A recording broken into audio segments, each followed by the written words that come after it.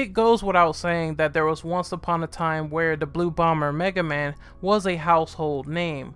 This series had humble beginnings on the Nintendo Entertainment System in the late 80s, and its subsequent sequels that followed solidified Mega Man as a key mascot for Capcom Incorporated. The thing that made Mega Man so unique was its attention to detail, because there was varied mechanics in this platformer. This included fun stages, challenging boss fights, and special power-ups. These power-ups became synonymous with the core gameplay because bosses could be weakened by a certain ability that Mega Man could obtain from another boss. The series took a steep decline into obscurity after 2010. Most Mega Man games that are released in this day and age usually revolves around remastering old titles like Mega Man Legacy Collection, or re-releasing older games like Mega Man Legends on the PSN store for PSN Classic. So how do we get to the root of the problem with all these complaints from Mega Man fans? Dino Crisis, in comparison, is pretty extinct compared to these constant re-releases, right? NANI? Well, the problem seems to stem from the fact that Capcom obviously hasn't made a more modern, a more robust Mega Man game in quite a long time. If we drop the appearances of the Blue Bomber from side games or 8-bit sequels, you'll begin to find a lot of injustice with this franchise. One in particular being Rockman X-Ova, a freaking RPG iOS game where Mega Man seems to have restless leg syndrome because he bolts through a stage constantly without stopping. This game looks like a goddamn Flash game, and I think it was released in Asia only territories, I believe.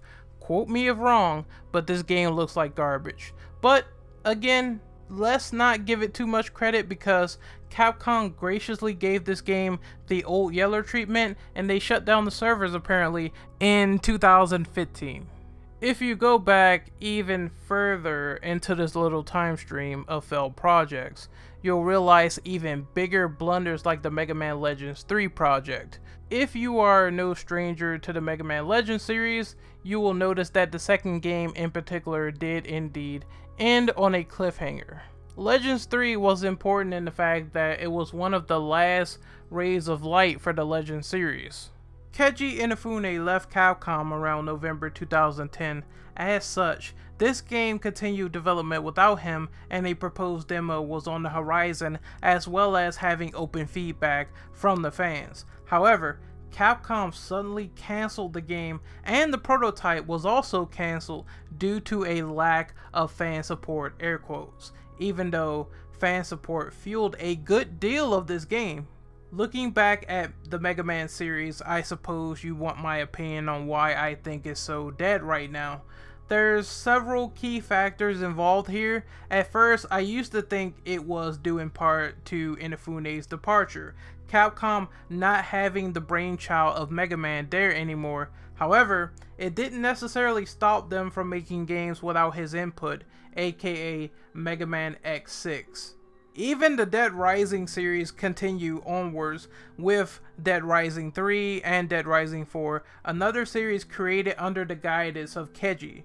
I think we already know Capcom is lazy despite having a chance to capitalize and revitalize certain IPs.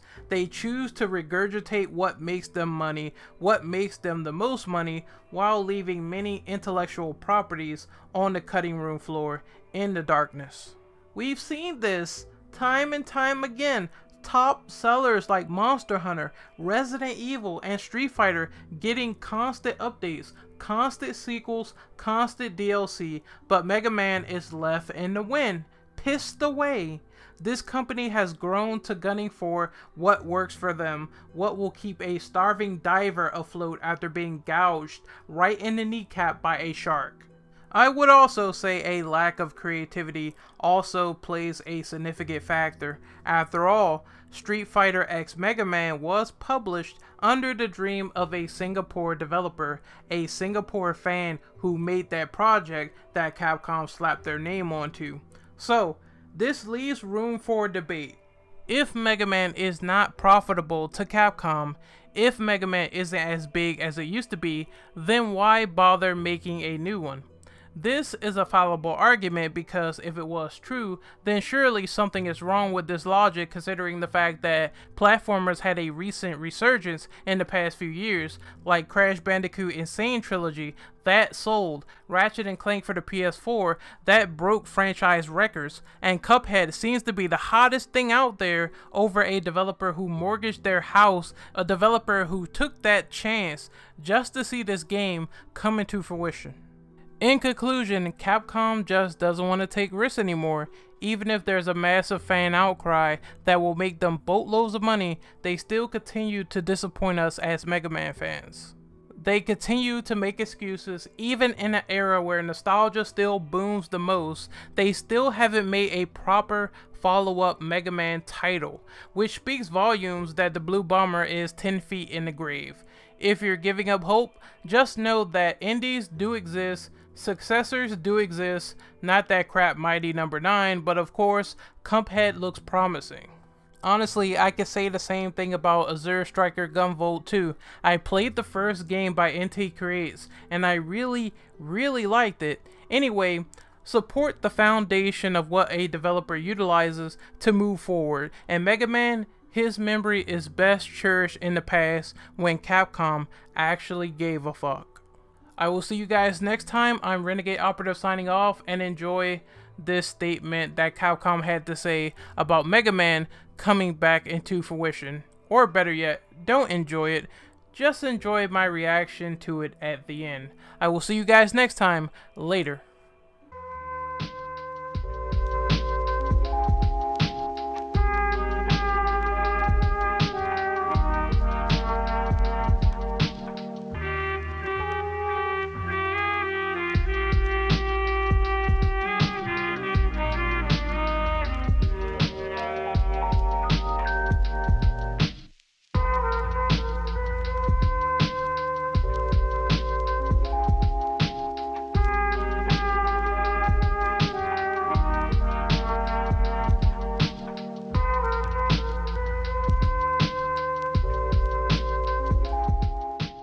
That's a pretty thick slice of bullshit there, counselor.